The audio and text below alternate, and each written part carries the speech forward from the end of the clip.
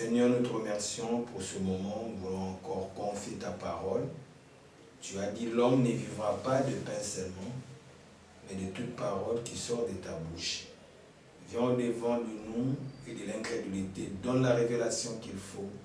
Au nom de Jésus-Christ. Amen. Bien-aimés dans le Seigneur, que Dieu vous bénisse.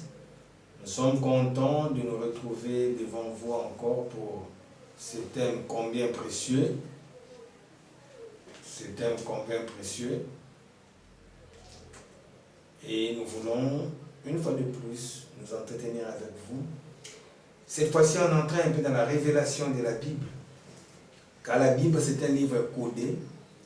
Voilà pourquoi nous allons débuter par le livre de Marc, au chapitre 12, au verset 42. Nous allons commencer par le premier 41. Nous lisons donc pour l'honneur et la gloire de notre Seigneur Jésus-Christ. Et s'étant assis en face du trésor, il regardait comment la foule jetait de la monnaie dans le trésor. Et plusieurs riches en jetaient beaucoup. Et une veuve pauvre étant venue jeta 2 pièces d'argent, 2 deniers, ce qui fait 1 quadrant. Et l'ayant appelé à lui ses disciples, il leur dit, en vérité, je vous le déclare, que cette veuve pauvre a jeté plus que tout ce qui jetait dans le trésor. Car tous ont jeté de leur superflu, tandis que cette femme a jeté de son dénuement tout ce qu'elle avait, toute sa subsistance. Gloire au Seigneur. Le thème que nous voulons exploiter aujourd'hui est les 2 deniers. Bien-aimés dans le Seigneur, plusieurs fois vous avez entendu cette prédication sur les 2 deniers ou sur cette veuve. Mais nous voulons aujourd'hui entrer dans la révélation profonde. Car la Bible dit, vers le temps de la fin, la lumière paraîtra. C'est la révélation de la parole de Dieu. Dans toutes les prédications suivies jusque-là, on nous a présenté que la veuve était de très mauvais état et n'avait pas assez d'argent. C'est vrai. Mais pourquoi elle n'a pas donné 3 pièces d'argent? Pourquoi elle n'a pas donné 4 pièces d'argent? Pourquoi elle n'a pas donné 1 pièce d'argent? Mais pourquoi elle en a donné 2? Et elle n'en avait pas une 3e. Sûrement, il y a une révélation qui est cachée là-dedans. Elle ne pouvait pas avoir un 3e denier. Regardez maintenant pourquoi elle a donné 2 deniers. C'était la plus petite division monétaire de ce temps-là.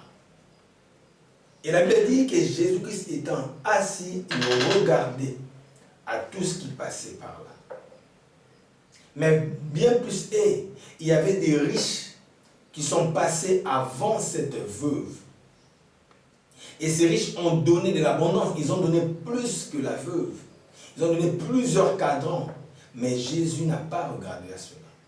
Il a dit, ils ont donné de leur superflu.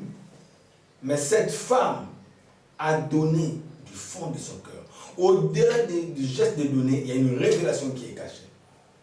2, dans la révélation de la parole de Dieu, 2, c'est le symbole du témoignage. 2 comme chiffre dans la parole de Dieu est le symbole du témoignage. Cette femme est venue témoigner de son amour. Mais rappelez-vous, je vais le dire aujourd'hui, une femme dans la parole de Dieu, dans le Nouveau Testament, représente l'Église. Le témoignage vient de 2. Il y a l'Ancien Testament et le Nouveau Testament. Et Jésus-Christ a dit que pour certifier un témoignage, il faut au moins 2 personnes qui puissent dire la chose.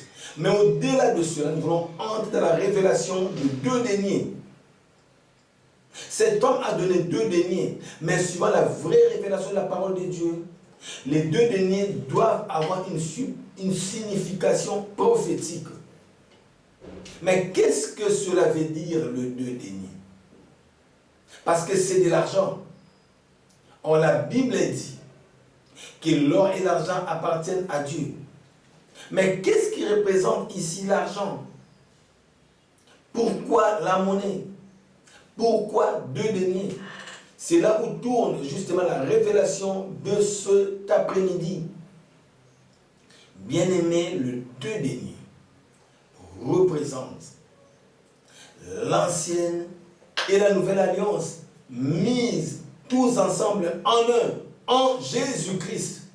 C'est l'ancienne alliance et la nouvelle alliance reconfigurée en Jésus-Christ. C'est l'Ancien Testament et le Nouveau Testament réconciliés en Jésus-Christ, qui est le seul médiateur de tout cela.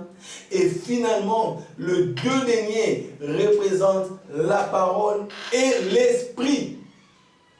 Bien dans le Seigneur, rien ne peut se faire sans la parole. Rien ne peut se faire sans l'esprit. La combinaison et de la parole et de l'esprit, voilà que toute chose est rendue à la perfection.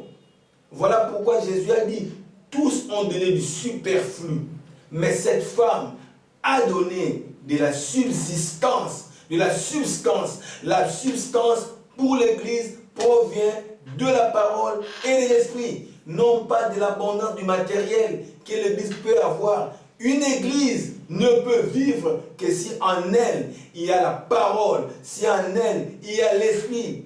Non pas s'il y a les instruments, non pas s'il y a des belles mélodies, non. L'Église de Jésus-Christ, corps du Christ, trouve toute sa substance à travers la parole et l'esprit. Ce sont les 2 choses que le Seigneur agrée et à laquelle le Seigneur regarde. Le Seigneur regarde essentiellement à la parole et à l'esprit. Car la Bible dit, au commencement était la parole, et la parole était avec Dieu, et la parole était Dieu. Et que toute chose a été faite par quoi? Par la parole.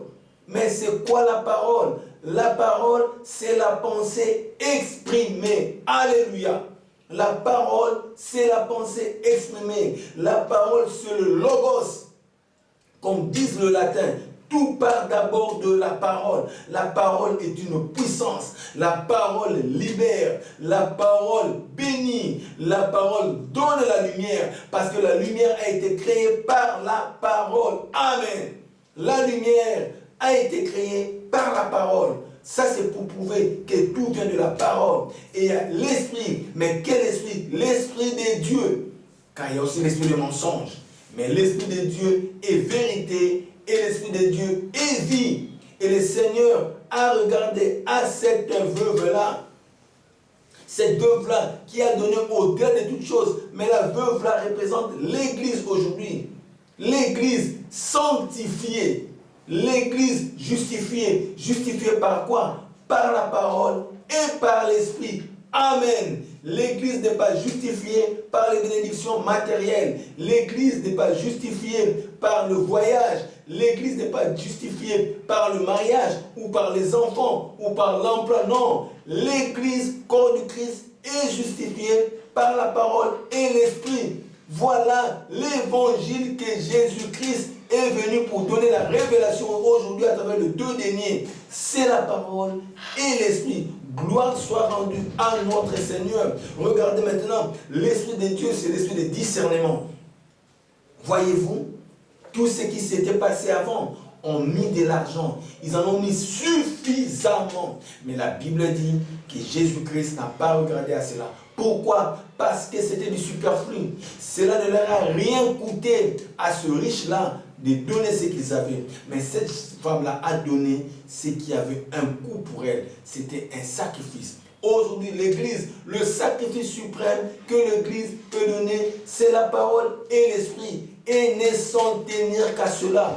Mon frère, ma soeur, aujourd'hui, en cet après-midi, ce qui importe pour toi, en tant que fils de Dieu, en tant que fille de Dieu, est résolument que tu puisses être conduite rien que par la parole, car toute parole d'homme est mensongère, car rien que la parole de Dieu est vraie. Toute parole d'homme, d'un pasteur, de qui que ce soit, peut faillir, mais seule la parole de Dieu ne peut pas faillir depuis que Dieu a dit depuis le commencement que la lumière soit, et la lumière fut. Et cette lumière ne s'est jamais éteinte, elle ne s'est jamais altérée. Pourquoi? Parce que c'est la parole. Son esprit vit dans nous depuis toujours, et cet esprit qui nous conduit aujourd'hui encore de rester correctement dans la parole de Dieu. Voilà mon frère, ma soeur, je viens de te donner la révélation au vu des deux derniers qui en réalité représentaient et la parole et l'esprit. Les deux mis ensemble, cela produit la puissance en toi dans l'église. Puisses-tu recevoir la puissance aujourd'hui, non pas par les miracles, non pas par quoi que ce soit, mais par la parole pure et la parole qui vient transformer, par l'esprit qui vient écrire toutes choses. Voici les deux derniers donc, que toi, corps du Christ, église, représenté par la veuve, tu as présenté à Jésus-Christ comme étant non pas du superflu, mais la substance de toutes choses. C'est la parole et l'esprit. Et les deux, rendus semblables, font un. C'est Jésus-Christ au travers de la parole et des esprits. Que Dieu vous bénisse et qu'il vous accorde des riches bénédictions à travers le deux derniers qui sont la parole et l'esprit. Et la parole, mais la parole c'est qui? C'est Jésus qui c'est lui-même. Demeure dans la parole. Rien que la parole, c'est l'image reflétée de Jésus-Christ. Demeure dans l'esprit. Lorsque tu auras et la parole et l'esprit, les deux mis ensemble, mon frère, ma soeur, tu verras une autre destinée dans la volonté parfaite, dans la perfection de Dieu en toi, et que cela se réalise suivant sa parole. Que Dieu vous bénisse. Amen. N'oubliez pas d'entrer en contact avec nous toujours par cette chaîne La Nuée TV et par notre numéro 00243 81 027 44 54. Que Dieu vous bénisse.